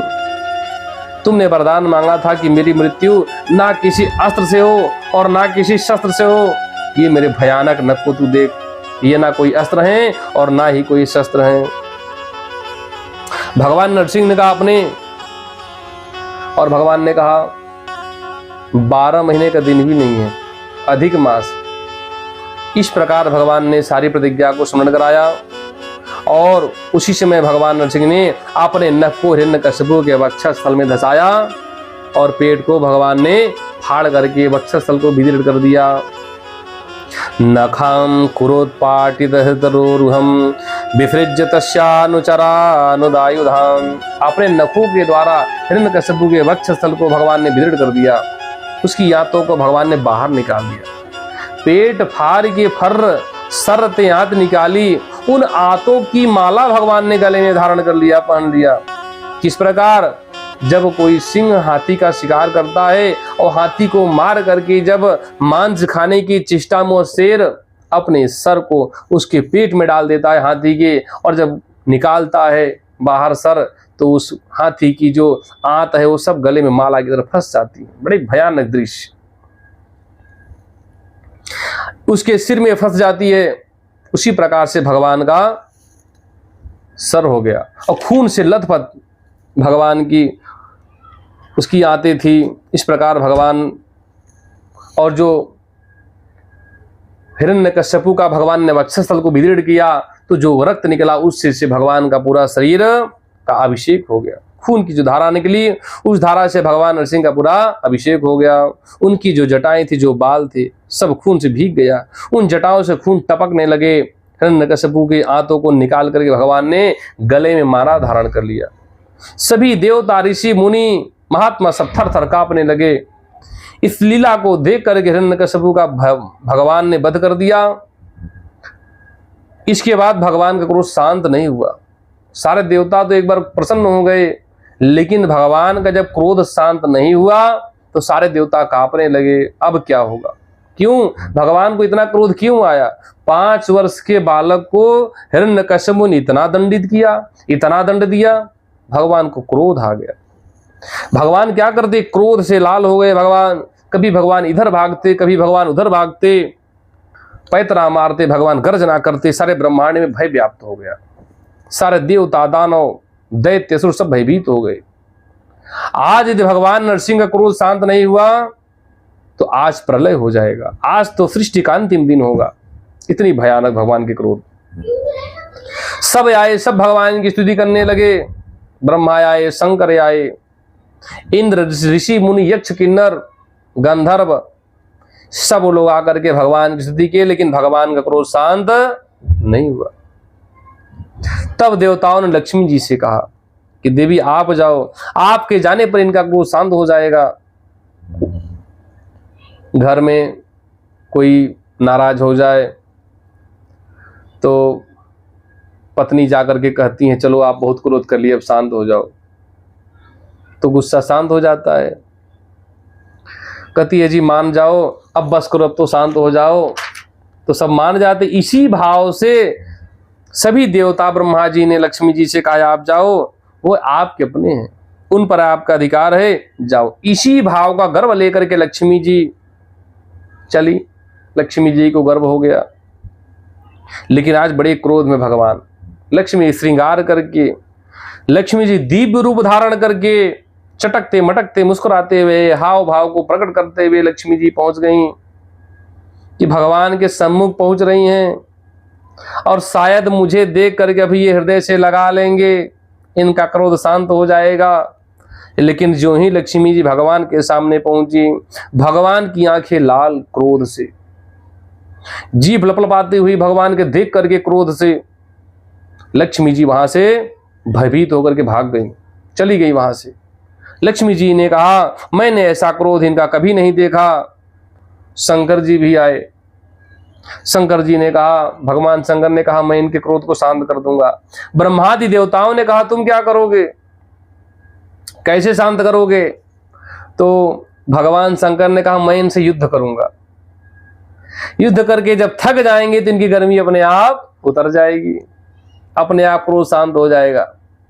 तो सिंह शार्दूल का रूप धारण कर लिया शंकर जी ने। वो सिंह शार्दूल स्वर्ग में होता है, पृथ्वी पर नहीं होता। एकदम घोड़े के समान ही होता है, वह शेर के समान, सिंह के समान होता है उसका शरीर, और एक सूंड होती है उसके पास, पंख भी होते हैं। इस प्रकार पहुंच गए भगवान, सिंह शार्दूल का रूप पकड़े और नरसिंह भगवान के सामने पहुंच गए। ऐसे विलक्षण प्राणी को सिंह शार्दूल कहा जाता है। अब तो महाराज जैसे ही शंकर जी पहुंचे तो उसी समय भगवान नरसिंह ने उनकी सूंड को पकड़ा और घुमा करके नचा के फेंक दिया। भगवान शंकर सीधा कैलाश पर्वत पर आ गए और वहीं से भगवान को प्रणाम किया। बोला प्रभु ये आपके सामने आने की मेरी हिम्मत नहीं है। इतना भयानक रूप भगवान का। ओम उग्रम वीरम महाविष्णुम ज्वलंतम सर्वतो मुखम नरसिंहम भीषणम भद्रम मृत्युम नमाम्यहम। जिनको देख करके मृत्यु भी डर जाए, ऐसे भयानक रूप भगवान का। अब इनका क्रोध कैसे शांत होगा? ब्रह्मा जी ने विचार किया और ब्रह्मा जी ने कहा प्रहलाद बेटा तुम जाओ, तुम्हारे लिए इनका अवतार हुआ है, तुम्हारे जाने पर इनका क्रोध शांत हो जाएगा। प्रहलाद जी आए, 5 वर्ष के बालक, भगवान को साष्टांग प्रणाम किए। जो ही प्रहलाद जी भगवान को साष्टांग प्रणाम किए, स्वपाद मूले पतितम तमर्भकम विलोक्य देवः कृपया परिप्लुतः। अपने चरणों में प्रणाम करते हुए 5 वर्ष के बालक को भगवान ने देखा, नन्हा सा बालक मेरे चरणों में पड़ा है। भगवान का हृदय दया से भर आया, भगवान कृपा के सागर में डूब गए। छोटे से बालक को चरणों में देख करके भगवान ने प्रहलाद को उठा करके भगवान अपने गोद में बैठा लिया। सिर पर एक हाथ रख दिया, दूसरे हाथ से भगवान प्रहलाद के कपोल को स्पर्श करने लगे, सहलाने लगे और प्रहलाद को निहारने लगे। भगवान जिस प्रकार बच्चे को गोद में लेकर के पिता बच्चे को मुख को चूमता है, प्रेम करता है, उसी प्रकार से भगवान अपने जीभ से चाटने लगे, प्रहलाद जी को गोद में लेकर के बैठ चूमने लगे, वात्सल्य प्रेम करने लगे। मंजुल मुखार बिंद चूम चूम कहे प्रभु क्षमा करो पुत्र मोह देर भई आने में।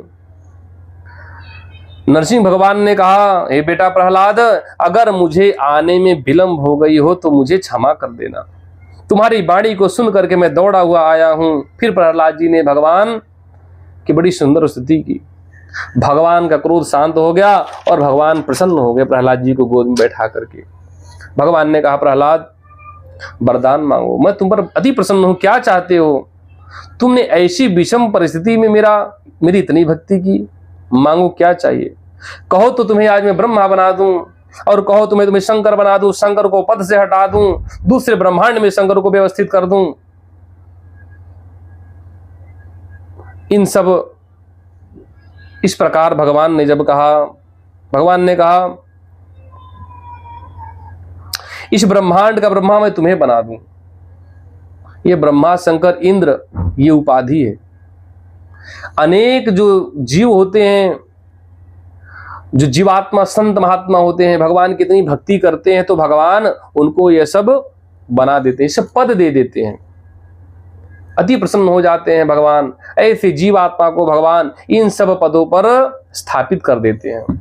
ये ब्रह्मा इंद्र शंकर ये सब पद हैं, भगवान तो सर्वेश्वर हैं। इसलिए गोस्वामी तुलसीदास जी कहते हैं शंभु बिरंज विष्णु भगवाना उपजहि जासु अंश ते नाना। प्रहलाद जी ने कहा मुझे कुछ नहीं चाहिए, भगवान ने कहा मैं वरदान देना चाहता हूं। प्रहलाद जी ने कहा जो आपसे वरदान मांगता है वो आपका भक्त नहीं हो सकता।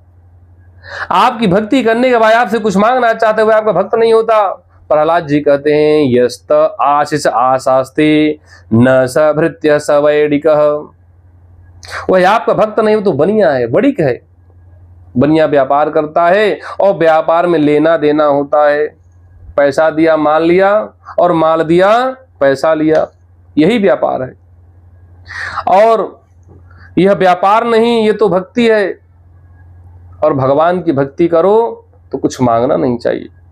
भगवान के भक्त बनो, भगवान से व्यापार मत करो। दुनिया से व्यापार करो लेकिन भगवान से प्यार करो। व्यापार में स्वार्थ होता है और लेकिन भगवान के प्रेम में समर्पण होता है। भगवान ने कहा तुम ठीक कहते हो। भगवान ने कहा तुम मेरी खुशी के लिए कुछ मांग लो। जिस प्रकार बछड़े को देख करके गाय के स्तन में दूध आ जाता है, तो दूध पिलाने के लिए लालायित हो जाती है, उसी प्रकार से भगवान अपने भक्त को देख करके वरदान देने के लिए उत्सुक हो गए। कैसे भी करके तुम वरदान दे दो। भगवान ने कहा देखो सारी दुनिया को दे दे करके मैं थक गया हूं। दाता एक राम भिखारी सानी सारी दुनिया, कि तुम हमसे मांगो क्या चाहिए। भगवान से कुछ मांगना नहीं चाहिए। क्यों? भगवान से कुछ कहना भी नहीं चाहिए। प्रभु जानत सब बिने ही जनाए, कहूं कवन सीधे लो करी जाए। भगवान सब जानते, उन्हें कुछ जानने की आवश्यकता नहीं है। भगवान ने मैं कुछ देना चाहता हूं और यदि तुम नहीं मांगोगे तो तुम्हारे इस बोझ के नीचे मैं दबा रहूंगा। यह उपकार मैं नहीं करूंगा। यह उपकार अगर मैं नहीं करूंगा तो तुम्हारे सम्मुख में कैसे आऊंगा। प्रीत उपकार करो का मोरा, प्रीति उपकार करो का तोरा, सन्मुख होय न सकत मन मोरा। यही मेरा उपकार करो कि तुम हमसे मांग लो। प्रहलाद जी ने कहा अगर ऐसी बात है कि मेरे प्रभु को संकोच हो मेरे सामने आने के लिए, तो प्रभु को संकोच में डालना ठीक नहीं है। तब प्रहलाद जी तैयार हो वरदान मांगने के लिए। और प्रहलाद जी ने क्या कहा, प्रभु आप देना ही चाहते हो तो आप यही वरदान दीजिए कि आज के बाद कभी भी मेरे मन में आपसे मांगने की कोई इच्छा न हो। अब लो, इतनी अच्छी वरदान मांग लिया कि मेरे अंदर कामना न हो, कोई कामना ही न हो, कोई इच्छा न हो। कामानां हृदय संदोहम भवतस्तु बड़े बरम, मेरी कामनाओं का सदा सदा के लिए अंत हो जाए। कथा सुनने का यही फल है। भगवान की भक्ति हम कैसे करें? भगवान ने कहा ऐसी भक्ति मैंने देखी नहीं। लोग पूजा पाठ करते हैं, मांगते हैं, और तुम कह रहे हो मेरे अंदर कोई कामना ना हो। ऐसी भक्ति मैंने कभी नहीं देखी। प्रहलाद जी ने कहा प्रभु आप देना चाहते हो। भगवान ने कहा ये तो मैंने आशीर्वाद दे दिया, कुछ और मांगो। प्रहलाद जी ने कहा आप देना चाहते हो तो मुझे पुत्र बना दो। भगवान ने कहा तुम तो पुत्र हो, मेरे पुत्र हो। प्रहलाद जी कहते हैं आपका तो पुत्र मैं हूं, लेकिन मैं ही नहीं हूं, संपूर्ण सृष्टि ही आपका पुत्र है। त्वमेव माता च पिता त्वमेव। लेकिन मैं उस पुत्र की बात नहीं कर रहा हूं। प्रहलाद जी ने पुत्र का मतलब होता है जो अपने पिता को नरक में जाने से बचा ले, उसको पुत्र कहते हैं। जो अपने धर्माचरण के द्वारा अपने पापी पिता को भी नरक जाने से बचा ले, उसे पुत्र कहते हैं। तो आप कृपा करो हे भगवान, ये मेरे पिताजी थे जिनका आपने वध किया, उद्धार किया। उनके शरीर का रक्त मेरे धमनियों में दौड़ रहा है। अगर ये न होते तो मेरा जन्म नहीं होता और मैं इनका पुत्र हूं। मैं आपसे ही प्रार्थना करता हूं, मेरे पिता ने आपको गालियां दी, कटु वचन कहे, आपका अनादर किया, लेकिन आप कृपा करके मेरे पिता को उत्तम गति की प्राप्ति हो, मेरे पिता की दुर्गति न हो, यही आपसे विनती है। प्रहलाद जी इन वचनों को सुन करके भगवान के नेत्रों से आंसू आ गए। भगवान ने कहा देखो जिन पिता ने दंड इतना दिया अपने पुत्र को मारने के लिए, ऐसा कोई उपाय बाकी नहीं छोड़ा। ऐसे पिता के प्रति प्रहलाद जी का इतना उत्तम भाव, नरसिंह भगवान प्रसन्न हो गए। और भगवान ने कहा प्रहलाद आज तेरी भक्ति को देख करके मैं एक नया संविधान बनाने जा रहा हूं। क्या बनाने जा रहा हूं? संविधान। क्या संविधान है? भगवान कहते कि आज तक तो यही संविधान था कि जो अच्छा कर्म करेगा उसको सदगति मिलेगी और जो बुरे कर्म करेगा उसको दुर्गति होगी। लोग अपने कर्म का फल प्राप्त करेंगे, लेकिन प्रहलाद, आज मैं नया संविधान बनाने जा रहा हूं, एक नया नियम बना रहा हूं। वह नियम यह होगा कि तुम्हारे जैसा भक्त जिस खानदान में पैदा हो जाएगा उसके 21 पीढ़ी का मैं उद्धार कर दूंगा, चाहे वो पापी ही क्यों न हो। एक भक्त के कारण भगवान कह रहे हैं 21 पीढ़ी का मैं उद्धार कर दूंगा, वो कितने भी पापी हों उनका मैं कभी वध नहीं करूंगा। भगवान कहते हैं त्रिसप्तभी पिता पूतः पितृभि सतेन घ, उसके 21 पीढ़ी का मैं उद्धार कर दूंगा। भक्त के संबंध के कारण प्रहलाद तुम्हारे पिता को उत्तम गति की प्राप्ति होगी। प्रहलाद जी प्रसन्न हो गए और भगवान ने कहा पिता की इस गद्दी पर तुम बैठो, असुर के राजा बनो। प्रहलाद जी ने कहा मैं इस गद्दी पर नहीं बैठूंगा, इस गद्दी पर जो बैठ जाता है उसकी बुद्धि भ्रष्ट हो जाती है। मेरे पिताजी बैठे तो देखो कितना अत्याचार किए, हमारे पिता की बुद्धि खराब हो गई। हमारे ताऊ जी बड़े पिता, उनकी बुद्धि खराब हो गई थी। नरसिंह भगवान ने कहा ठीक है, मैं इसको अपना प्रसाद बना देता हूं, फिर तुम इसको स्वीकार कर लेना। प्रहलाद जी ने कहा ठीक है, आपका प्रसाद को तो मैं अवश्य स्वीकार करूंगा। और इतना कहने के बाद भगवान नरसिंह स्वयं जाकर के हिरण्यकश्यपु के गद्दी पर भगवान बैठ गए। भगवान ने कहा मैं बैठ गया हूं, आप इस पर बैठो। भगवान ने कहा मैं इस पर बैठ करके इस गद्दी को मैंने पवित्र कर दिया, अब इसे तुम स्वीकार करो, असुर के राजा बनो और असुरों पर राज करो। नरसिंह भगवान उस राज गद्दी पर जा करके बैठ गए।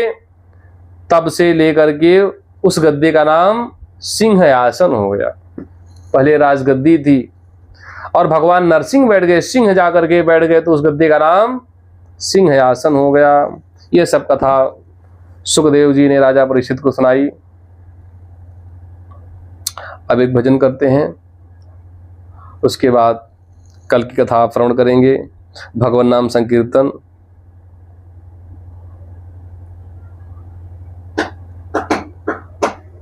हाँ चलो। मेरे प्राणेश मनमोहन तुम्हें ढूंढूं कहाँ जाकर, मेरे प्राणेश मनमोहन तुम्हें ढूंढूं कहाँ जाकर, बड़ा बेचैन हूँ तुम बिन जरा देखो मुझे आकर, बड़ा बेचैन हूँ तुम बिन जरा देखो मुझे आकर, मेरे प्राणेश मनमोहन तुम्हें ढूंढूं कहाँ जाकर, तुम्हारी याद आते ही झड़ी आंसू की लग जाती, तुम्हारी याद आते ही झड़ी आंसू की लग जाती, तो फिर दिल में आता है कि मर जाऊं जहर खाकर, मेरे प्राणेश मनमोहन तुम्हें ढूंढूं कहाँ जाकर, छिपे हो तुम कहाँ जाकर, न आते हो बुलाने से, छिपे हो तुम कहाँ जाकर, न आते हो बुलाने से, मजा क्या तुमको आता है मुझे इस तौर तड़पा कर, मेरे प्राणेश मनमोहन तुम्हें ढूंढूं कहाँ जाकर, न भूलूंगा कभी उपकार अपने उस हितैषी का, न भूलूंगा कभी उपकार अपने उस हितैषी का, जो करवा दे मुझे दर्शन कन्हैया को यहाँ लाकर, मेरे प्राणेश मनमोहन तुम्हें ढूंढूं कहाँ जाकर, प्रार्थना राम की तुमसे यही कर जोड़ विनती है। प्रार्थना राम की तुमसे यही कर जोड़ विनती है। लिपट जाऊं तुम्ही से मैं, तुम्हें आनंद घन पाकर। मेरे प्राणेश मनमोहन तुम्हें